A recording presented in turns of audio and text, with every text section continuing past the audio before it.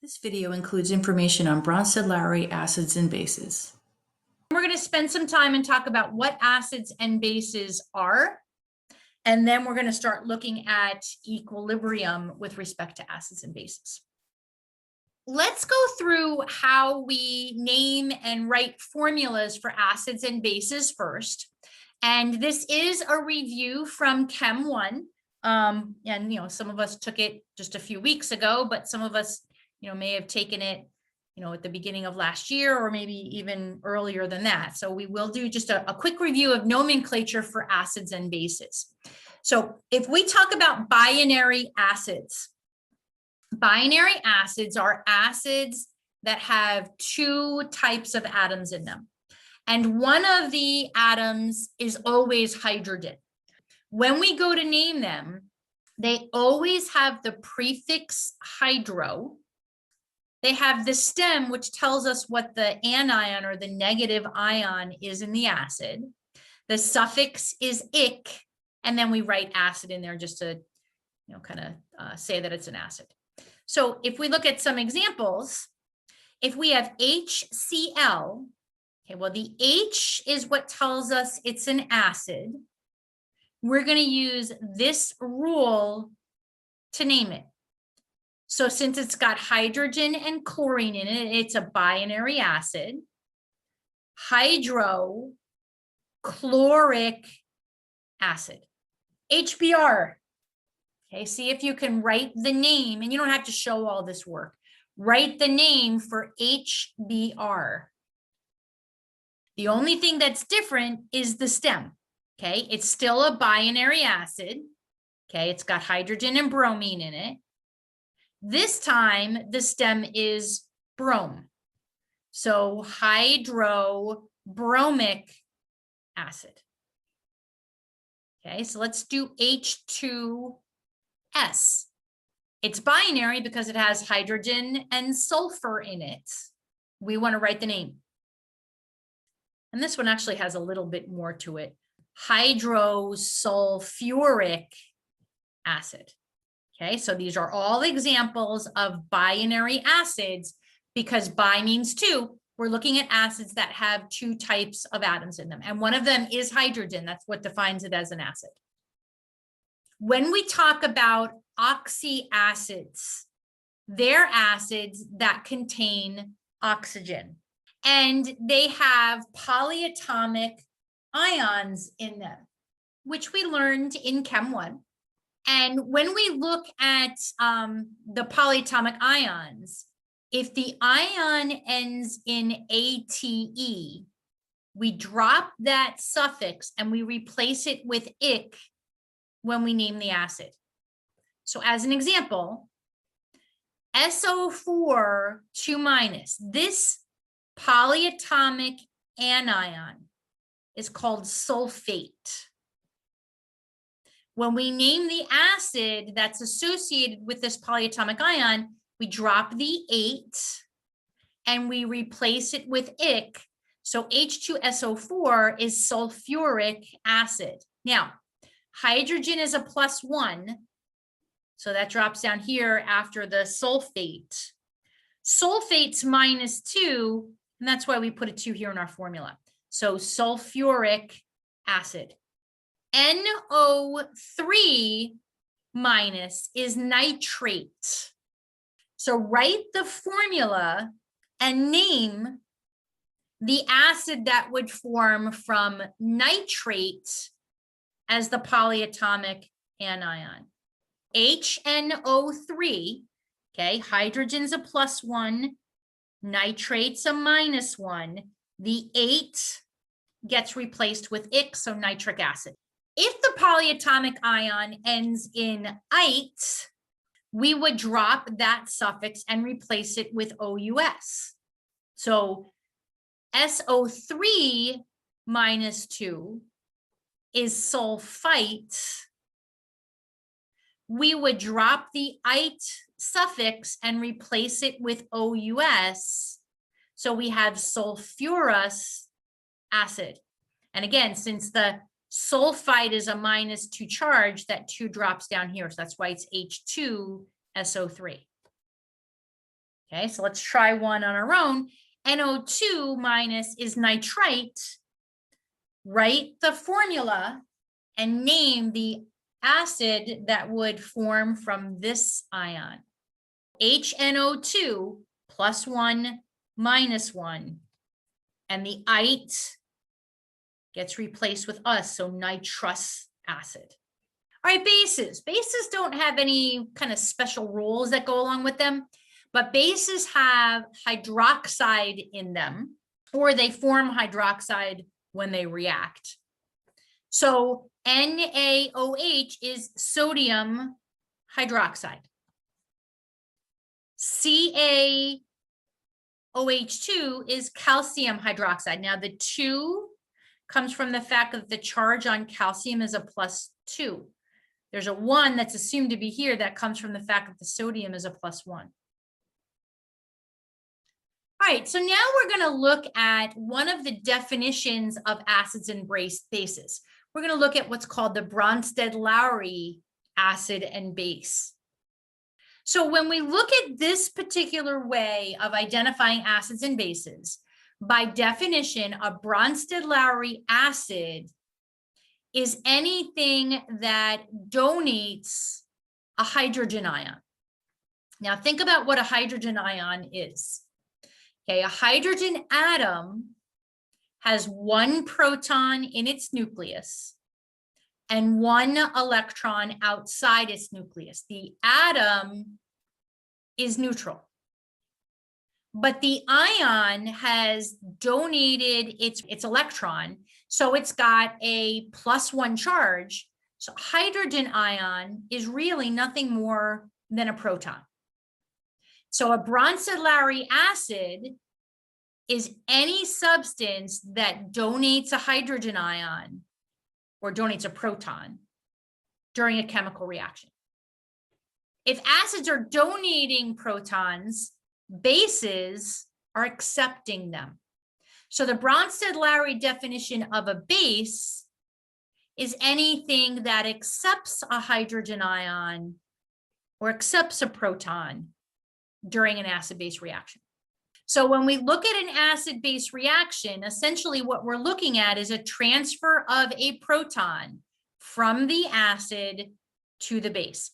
The acid donates the proton, the base accepts it. And when we look at the reaction between a Bronsted-Lowry acid and water, it's referred to as an acid ionization reaction. So let's take a look at this for a second. We have HF here, hydrofluoric acid, that we're adding to water. Okay, now this is just the Lewis dot structure for our reactants and our products, and then the formula is underneath it.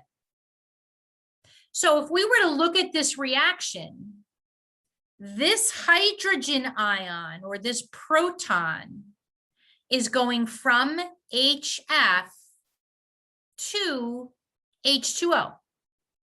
Remember that the acid is the substance that donates a proton, so hydrofluoric acid is our acid in this acid ionization reaction. The water is accepting that proton. That means water is acting like a base. If we were to look at this reaction, it's a reversible reaction, and we're going to get into why that is in a minute. But if we were to look at this reaction in the reverse direction, this hydrogen is going to go from the hydronium back to the fluoride. So the hydronium, H3O plus, is the acid in the reverse reaction, and the fluoride is the base. So by definition, acids are the things that donate the H. Bases are the things that accept the H. Now, if we look at a Bronsted-Lowry base reacting with water, now we're looking at a base ionization. So let's look at this as an example. Here's our water. Okay, this is the Lewis structure for C5H12.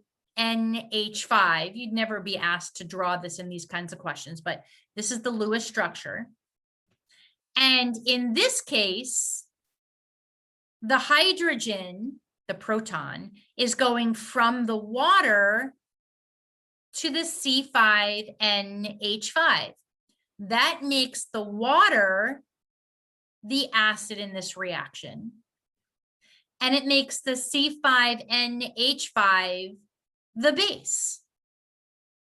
And if we were to look at this reaction in the reverse direction, this hydrogen is going from here to here. So that means the C5NH6 plus is the acid because it's donating the hydrogen ion or donating the proton. And it makes the hydroxide the base because it's accepting that proton. Now, when we look at most acids, okay, most of them are oxy acids, acids that have oxygen in them, polyatomic ions. And the acidic proton, the hydrogen, is attached to one of the oxygens in that acid. So as an example, if we were to look at perchloric acid, HClO4, this big green thing here, that's the Cl. The reds are the O4. Here's the hydrogen. Okay, there's what we call it the acidic proton or the acidic hydrogen. It's attached to the oxygen in that polyatomic ion. Okay, if we were to look at nitric acid, okay, HNO3, this is our nitrogen. These three reds are the oxygens. The hydrogen is attached to the oxygen. Or if we were to look at nitrous acid, okay, here's our nitrogen. Here are the two oxygens. Here's the hydrogen. So when we look at oxy acids, the acidic proton or the hydrogen that's going to be donated by that acid is attached to the oxygen in the molecule. We also have what are called organic acids. And organic acids have what are called carboxyl groups. And a carboxyl group is COOH. Okay, so we have something attached over here, but this is the carboxyl group that makes that organic compound an acid. The acidic proton is attached to the oxygen in that carboxyl group. So if we were to look at benzoic acid, here's our COOH.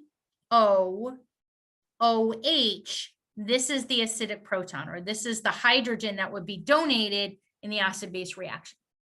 So a couple of examples of these carboxylic acids that have the carboxyl group.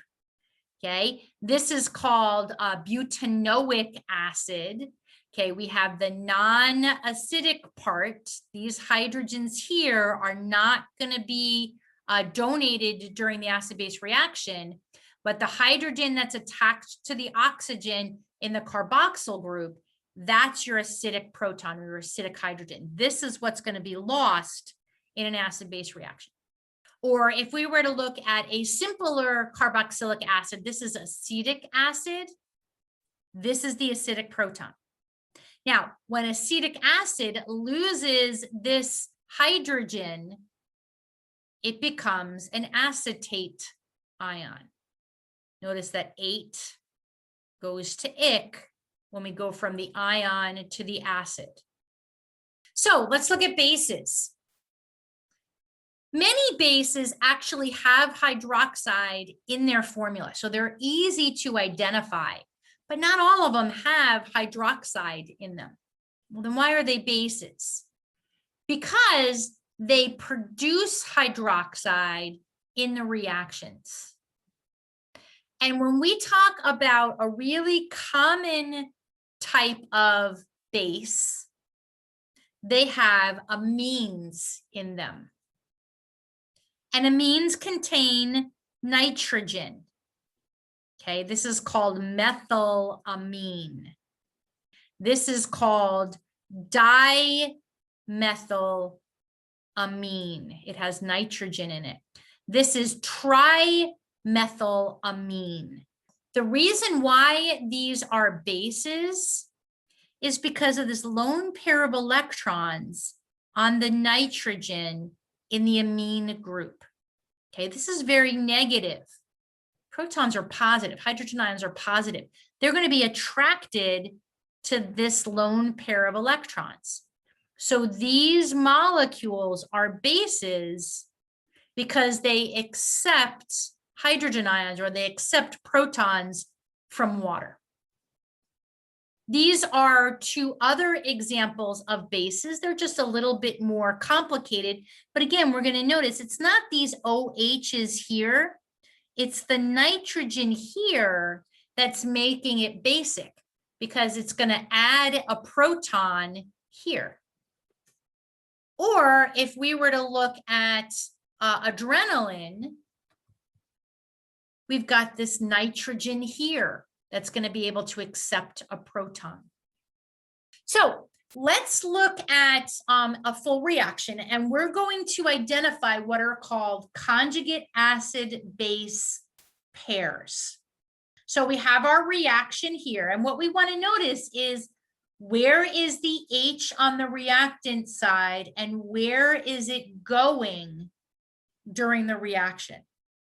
So we have HF here, and we've got F minus here.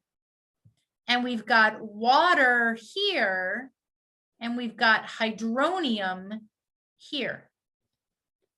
So let's look in the forward direction first. The HF is donating the proton, the hydrogen ion, to the water. That makes the HF the acid, and it makes water the base. In the reverse reaction, now the hydronium ion is donating a proton to the fluoride ion. That means the hydronium is the acid and the fluoride is the base. So let's look at this one. We have water and NH3, which is ammonia. We're going to produce ammonium and hydroxide. So when we look on the reactant side, we need to say, well, where is the hydrogen being given up and where is it being accepted? And in this case, the water is giving up the hydrogen, and that hydrogen is going to the ammonia. So water is acting like an acid in this reaction. The ammonia is acting like the base. When we look at the reverse direction, we see that the ammonium is giving up the hydrogen and the hydroxide is gaining. So the the ammonium ion is the acid and the hydroxide is the base. So what we want to do is look at the water on the reactant side and see what it forms on the product side. Since water is becoming hydroxide in the forward direction, the water is the acid. And in the reverse direction, since the hydroxide is gaining that hydrogen ion to form water, it's the base. Okay, the ammonia is becoming ammonium in the forward direction because it's gaining a proton. By definition, that's what a base is. In the reverse direction, the ammonium is becoming ammonia. It's losing a proton, so it's acting like an acid. Now, when we look at reversible reactions, the acid will form a base, and that base is called the conjugate base. And the base will form an acid, and that acid is called the conjugate acid. So this is a generic reaction. It's not a specific acid. But we've got HA Okay, H makes it an acid. A is just some anion. It doesn't matter what it is. And we're going through an acid ionization reaction. So we've got our water here. The H is going to go from the acid to the water. So when the water gains that H, it becomes hydronium. And when the acid loses its H, it becomes A minus. This is the original acid. This is the conjugate base. The conjugate base is what's left over after the acid donates its hydrogen ion. This is the conjugate acid base pair. We lose an H, we form A minus, we gain an H, we become HA. So this is a conjugate acid base pair. Water is the original base because it's accepting a proton. And when it does so, it becomes hydronium. And this is our conjugate acid. So this is a conjugate acid base pair. When the water acts like a base, it accepts a proton and becomes hydronium. When the hydronium acts like an acid, it gives up its hydrogen and it becomes water. So conjugate acid base pairs. So let's look at some examples, and we'll do the first couple and then I'll give you a couple minutes to try and do the next section. So if we're told that H2PO4 minus is acting like an acid, we want to find out what its conjugate base is. Acids give up a hydrogen ion. So what's left over after this acid gives up its hydrogen ion is a conjugate base. Now, notice that we got rid of an H. So now we've just got HPO4. And the charge went from -1 to -2 because we got rid of an H plus. So this is a conjugate acid base pair. So now let's look here. If PO4 3- is our base, this is phosphate, we want to figure out what its conjugate acid is. Well, bases accept a hydrogen ion. So the conjugate acid is HPO4 -2. Now notice we added an H. By definition, that's what a base does. It accepts a hydrogen ion. But the charge goes from -3 to -2 because it's not just a hydrogen atom that's being accepted by the base. It's a hydrogen ion. Hydronium. If hydronium is acting like an acid, it's giving up a hydrogen ion. Figure out what the conjugate base would be. Okay, H2O is the conjugate base of hydronium. If ammonia is acting like a base, that means it's accepting a hydrogen ion. After it does so, what's the conjugate acid? So you're adding a hydrogen ion to ammonia to get the conjugate acid. We're adding a hydrogen ion, so NH4, but remember that we're adding an ion, so the charge is going to be a +1 now. So if the acid is HSO3- and it loses a hydrogen ion, what's the conjugate base of HSO3-? We're getting rid of the H, and we're getting rid of a positive because it's a hydrogen ion that's being lost by the acid. So we get -2. Good. Okay, if BRO- is our base and it accepts a hydrogen ion, again, by definition, that's what bases do. What's our ion going to be? What's our conjugate base going to be? We're gaining a hydrogen ion, so there's our H. Hydrogen ions have a +1 charge. It was -1, so now it's neutral. Okay, so it's not just an H we're throwing in there, it's an H plus that we're throwing in there. All right, so if HF is our acid, What's the conjugate base?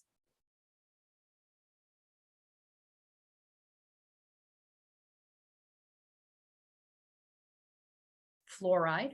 And if ClO2 minus is our base, what would the conjugate acid be? We're going to add the H, but we're also adding a +1 charge to that -1, so it's going to be neutral.